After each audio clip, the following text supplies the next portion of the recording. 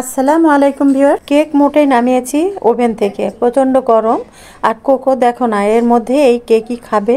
সে তাকে একটু বকা দিয়েছি, রাগ করে দেওয়ালের দিক হয়ে বসে আছে চুপচাপ। তো এই যে কেক তৈরি করে নিলাম আজকে সন্ধ্যায় চায়ের সাথে। খুব মজা হয়েছে কেকটা, একটু টেস্টও করে ফেলেছি এরই মাঝে। খুবই মজা হয়েছে, নর্মালভাবেই করেছি। আর চা দিয়ে খাওয়ার জন্য কিন্তু খুবই মানে অসাধারণ একটা কেক, এই স্পঞ্জ কেক। তো চলো কথা না বাড়িয়ে দেখে নিই কী কী দিয়ে কিভাবে কতটা সহজেই এই কেকটা তৈরি করে নিলাম। ঝটপট করে জাস্ট 30 থেকে 40 মিনিটের মাঝেই এই কেকটা হয়ে যায়। আর এটার উপকরণগুলোও ঘরেই থাকে, সবসময় আমাদের প্রত্যেকটা ঘরেই এই তেল, আটা, ময়দা, চিনি যা থাকে তা দিয়েই তৈরি করে নিব। প্রথমে নিয়ে নিলাম একটা বল। তো আমি এখানে প্লাস্টিকের বলই নিয়েছি, যেহেতু আমি বিটারটা ঘুরোবে, তো বিটারের কাঁটাটা ঘোরানোর জন্য প্লাস্টিকটাই ভালো হয়। আর নিয়ে নিচ্ছি রুম টেম্পারেচারে রাখা 3টা ডিম। আজকে 3টা ডিম দিয়েই তৈরি করব। কুসুমটা আলাদা করে রাখলাম, আর ডিমের সাদা অংশটা আমি বলের মধ্যে নিয়ে নিচ্ছি। আর এই তো 1টা 2টা 3টা ডিম দিয়েই করব। আর কেক বানানোর আগে মিনিমাম 1 ঘন্টা আগে ফ্রিজ থেকে ডিম বের করে মানে রুম টেম্পারেচার করে নিতে হবে। 3টা ডিমের কুসুম আলাদা করে রেখে আমি সেই সাদা অংশটাকে আগে বিটার দিয়ে ভালো করে ফোম তৈরি করে নিব। এটা ডিমের উপরে আসলে ডিপেন্ড করবে, আর কতটুকু পাওয়ারে তুমি এই বিটারটা কাটাটা ঘুরছে সেটাও ইয়ে করবে, মানে সময়টাও একটা বিষয়, যে কতক্ষণ লাগবে তোমার এটা নিজে মানে কাজটা করতে গিয়ে বুঝতে পারবে। যখনই দেখবে যে কুসুমে মানে ডিমের সাদা অংশটা ফোম হয়ে গেছে আর বল থেকে পড়ছে না, তখনই বুঝে নিব যে ফোম তৈরি হয়ে গেছে। এর সাথে আমি 3টা ডিম দিয়ে যেহেতু আজকে কেক বানাচ্ছি, 1/3 কাপ মানে চিনি নিয়েছি, না হাফ কাপের একটু বেশি, পুরোপুরি 1 কাপ না। কারো যদি মিষ্টি বেশি পছন্দ হয়ে থাকে তো 1টা কাপ পুরোটাই দিয়ে দিতে পারো, কোনো সমস্যা নেই।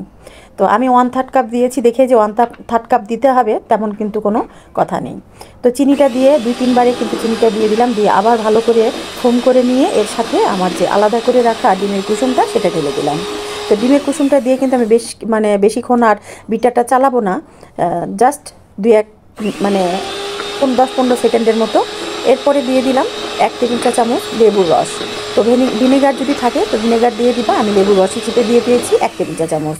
আর তার সাথে অ্যাড করে দিলাম 1 কাপ, যে কাপ দিয়ে আমরা এই যে ময়দা বা আটা দিব সেই কাপ দিয়ে 1 কাপ তেল দিয়ে দিয়েছি, সাদা তেল মানে সয়াবিন তেল।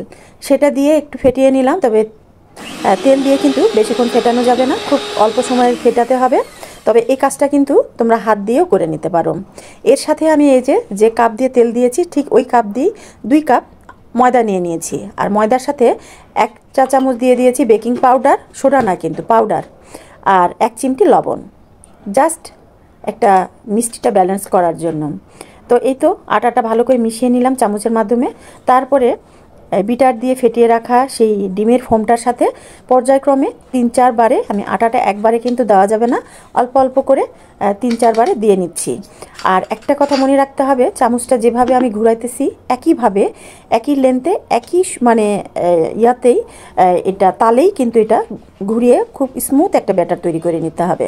এটাকে উল্টাপাল্টাভাবে বা খুব মানে ঘন ঘন খুব জোরে জোরে কিন্তু এই ইয়াটা তৈরি করা যাবে না। এই কেকের এই মসৃণ ব্যাটারটা তৈরি করার জন্য একটু সময় ধরেই কিন্তু স্মুথ একটা ব্যাটার তৈরি করে নিতে হবে। এর সাথে আমি ভ্যানিলা এসেন্স 2 চা চামচের মতো, মানে 2 ফোঁটার মতো, চামচ না সরি 2 ফোঁটার মতো অ্যাড করে দিব। এটা খুব সুন্দর একটা ভ্যানিলা গন্ধ আসবে, মানে সেন্টটা আসবে। আর এর সাথে আমি আরও একটা জিনিস অ্যাড করেছি, সেটা হলো চকলেট ফ্লেভার। এই দুটো একসাথে করলে খুব সুন্দর একটা ফ্লেভার হয়, সেটা আমার খুবই ভালো লাগে।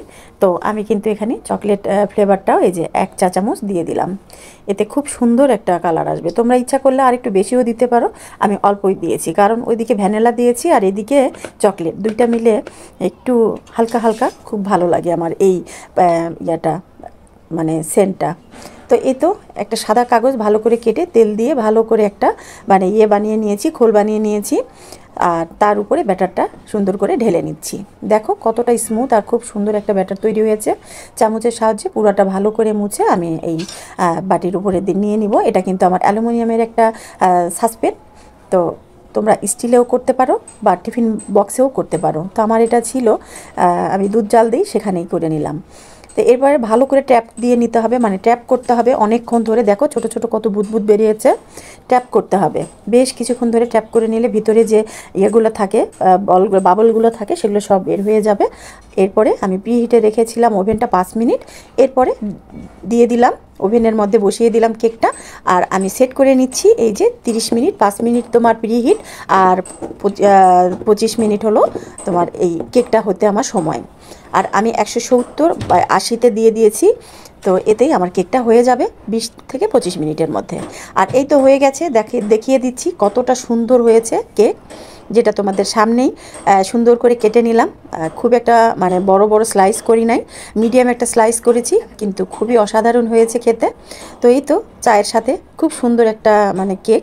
তো কেমন লাগলো আজকের রেসিপিটা জানিও কিন্তু কমেন্টের মাধ্যমে। সবাই ভালো থেকো, সুস্থ থেকো, আমার জন্য দোয়া রেখো। আজকে পর্যন্তই, শুভ সন্ধ্যা, আল্লাহ হাফেজ।